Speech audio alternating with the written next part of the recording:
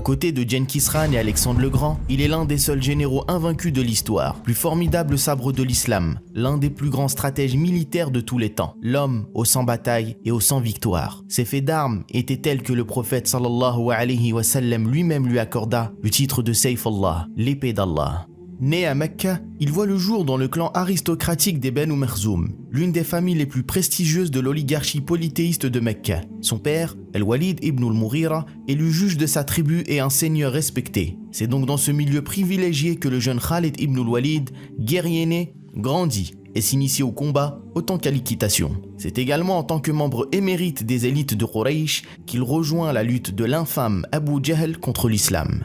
Khalid est à la tête de la cavalerie de l'armée polythéiste à Uhud, où il inflige une défaite cuisante aux musulmans. Il connaîtra moins de succès à la bataille du fossé, Al-Khandaq, qui voit les musulmans résister avec succès. Après cela, Khalid se pose des questions. Comment Mohammed, cet homme sans formation militaire ni expérience, peut-il repousser toutes les forces contre lui, alors que ces hommes sont inférieurs en nombre? Khalid est désormais persuadé que Mohammed sallallahu alayhi wa sallam n'est ni un poète, ni un sorcier. D'autant que son frère converti avant lui l'incite à se convertir à son tour. Khalid décide de prendre la route de Mecca pour embrasser l'islam auprès du prophète sallallahu alayhi wa sallam, qui lui dit « Loué soit Allah qui t'a guidé à la vérité, j'ai toujours vu en toi de grandes qualités et j'ai toujours espéré que ton intelligence te mène à ce qui est juste et bénéfique. » Quelques semaines après sa conversion, Khalid ibn al-Walid rejoint l'armée islamique comme simple soldat. Il reprend le commandement à la bataille de Mu'tah après la mort successive des commandants désignés. Grâce à un audacieux stratagème, il parvient à sauver ses troupes de la défaite et à assurer une retraite face aux forces byzantines immensément supérieures en nombre. C'est suite à cet exploit que le prophète sallallahu alayhi wa sallam le nommera Sayfullah, l'épée d'Allah. Quelques mois plus tard, Khalid revient à Mecca, à la tête d'un groupe de guerriers pour libérer la ville sainte. Il aura le privilège d'être désigné pour détruire le sanctuaire d'Al-Uzza. Après la mort du prophète sallallahu alayhi wa sallam, Khalid radiyallahu anhu fait à nouveau parler tout son talent militaire lors des guerres d'apostasie. Le calife Abu Bakr radiyallahu anhu nomme son meilleur général pour rétablir l'ordre et pacifier l'Arabie. Il sera envoyé au Nejd, dans la zone la plus sensible où résident les puissants foyers d'apostasie. À la tête d'une petite troupe de quelques milliers d'hommes, Khalid fonce sur le cœur de la péninsule. Ne supportant pas que la mémoire du prophète sallallahu alayhi wa sallam soit insultée, il ne trouvera pas le repos jusqu'à infliger une véritable correction aux imposteurs et apostats, parmi eux Tulayha et Musaylima. Médine est désormais sauvée et l'autorité islamique est restaurée dans toute la péninsule. Au cours de ces campagnes décisives, Khalid a une nouvelle fois impressionné par le panache de son commandement. En crucifiant les forces de Musaylima, il est le grand héros des campagnes d'apostasie. Mais c'est au-delà de l'Arabie qu'il fera sa renommée et sa légende. Abu Bakr le nomme en chef de guerre d'Irak et se lance sur le millénaire empire perse des Sassanides. Khalid prend la route et annonce la couleur en envoyant une lettre à Hormuz, le gouverneur d'Ubala, et lui dit « Soumets-toi à l'islam et tu seras en sécurité, ou accepte le versement de la jizya et toi et ton peuple serez sous notre protection. Sinon tu seras le seul à blâmer pour les conséquences, car j'amène à toi des gens qui désirent la mort aussi ardemment que vous désirez la vie. » À la tête de 18 000 guerriers, il épuise l'armée de Hormuz et remporte sa première victoire à la bataille des Chênes. Khalid et ses hommes poursuivent leur lancée et humilient successivement 3 imposantes armées. Son offensive se poursuit vers Hira, l'objectif qui lui a été assigné par le calife, où il portera le coup de grâce à l'empire des Sassanides. À Médine, Abu Bakr, ébloui par les prouesses de son général, s'exclame « Ô gens de Quraysh, Khalid a terrassé l'empire. Les femmes sont bien incapables d'enfanter à présent de tels héros. » Khalid ibn al-Walid rejoindra par la suite l'armée islamique au Shem, en difficulté face à l'empire byzantin sous les ordres de Abu Ubaïda ibn al-Jarrah. Il sera ainsi désigné commandant d'Abu Ubaïda. Il n'y a donc pas un instant à perdre. En une campagne éclair, Khalid soumet Palmyre, la porte du désert, puis atteint les banlieues de Damas et s'empare de la Ghouta, défait les armées arabes chrétiennes, rassemble les forces de Abu Ubaïda et Yazid ibn Abi Sufyan sous ses ordres et sauve de justesse les troupes de Shurahbil ibn Hasna à Bosra. Un siège plus tard, la capitale de la dynastie arabe des Rassanides, vassaux de Rome, tombe entre les mains des musulmans. Les arrières de Khalid sont désormais assurés. Plus à l'ouest, les Byzantins assemblent une gigantesque armée de près de 90 000 hommes. Khalid assemble son armée avec celle de Amr ibn al-As et inflige une sévère défaite aux Romains lors d'une bataille frontale, pourtant écrasée par le nombre. Cette première victoire majeure de l'islam contre Byzance s'avère décisive.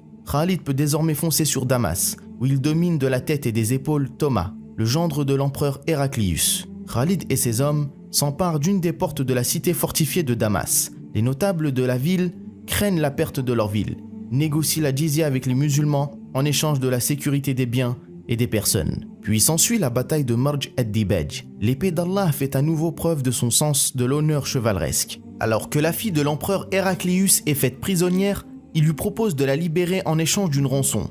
Khalid la libère, mais décide de ne pas prendre la rançon. Contre toute attente, le général Khalid se voit destitué par Omar ibn al-Khattab radhiyallahu anhu, alors nouveau calife des musulmans. Voyant l'admiration grandissante de la population, il craint qu'un culte de la personne se développe autour de lui. Khalid accepte son sort avec la plus grande loyauté et se range dans le rang de Abu Ubaïda ibn al-Jarrah, qui le nomme commandant de sa cavalerie et s'en remet à lui tout le temps à ses conseils. À la tête de sa nouvelle garde mobile, l'épée d'Allah virevolte. La vitesse de ses mouvements, la férocité de ses assauts, la finesse de sa vision tactique lui accordent comme toujours la victoire. Sous les ordres de Abu Ubaïda, il s'empare ainsi du Shem, puis offre à l'islam les clés de la Palestine lors de la bataille de Fahl. Khalid remonte ensuite vers le nord et repousse avec succès une tentative de Byzance de reprendre Damas par surprise, marche sur Hama et s'empare de Homs. La cité alors connue sous le nom d'Emes deviendra bientôt l'une des places fortes de l'islam au Shem.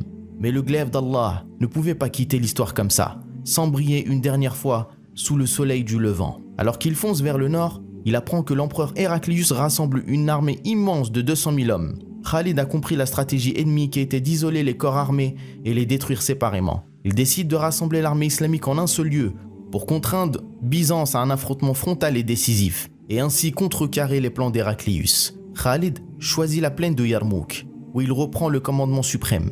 L'ennemi est 4 fois plus supérieur en nombre, mais peu importe. Khalid est sûr de sa stratégie. Le 7 Rajab 15 de l'Hégire, la bataille s'engage. Khalid ibn al-Walid, au sommet de son art, déroule un véritable récital. En 6 jours de combat acharnés, les Byzantins ne relèveront jamais la tête. L'épée d'Allah comprend tout, avant tout le monde, anticipe avec brio chacun des mouvements ennemis, multiplie, ruse et tactique avec ingéniosité, surprend par son audace et la vivacité de ses intuitions. Khalid inflige une défaite monumentale à l'un des plus grands empires de ce siècle et restera comme l'un des affrontements les plus décisifs de l'histoire de l'humanité. Comme dira l'historien militaire Georges Nafziger, si les forces d'Héraclius l'avaient emporté, le monde moderne pourrait bien être si différent qu'il n'en serait pas reconnaissable. Symboliquement, l'armée islamique marche d'abord sur Jérusalem, où Khalid sera le témoin du pacte de Omar. L'armée musulmane ensuite se disperse et Khalid retourne sous les ordres de Abu Ubaïda et reprend la route du nord. Alors qu'il marche sur Qinsarin, Khalid est surpris par le commandant d'une troupe armée byzantine, un certain Mena, qui fait office de plus prestigieux général de Rome, qui décide de défier le champion des musulmans en terrain ouvert. Malgré sa large infériorité, Khalid retrouve très vite ses esprits et parvient à encercler et décimer l'ennemi. Le fait d'armes est tellement mémorable que Omar lui-même est contraint de louer le génie de son général et dira « Khalid est un vrai chef de guerre, qu'Allah fasse miséricorde à Abu Bakr, qui était bien meilleur que moi pour juger les hommes. » Encouragé par cette fantastique série, il lance depuis son nouveau quartier général Qinsarin un raid vers l'Anatolie. Bien que Khalid peut achever même la conquête de la Jazira, Mésopotamie, il n'ira pas plus loin. Son travail est accompli. Byzance est en déroute et le Shem est désormais entre les mains des musulmans. À nouveau démis de ses fonctions, il sera convoqué par Omar ibn al-Khattab.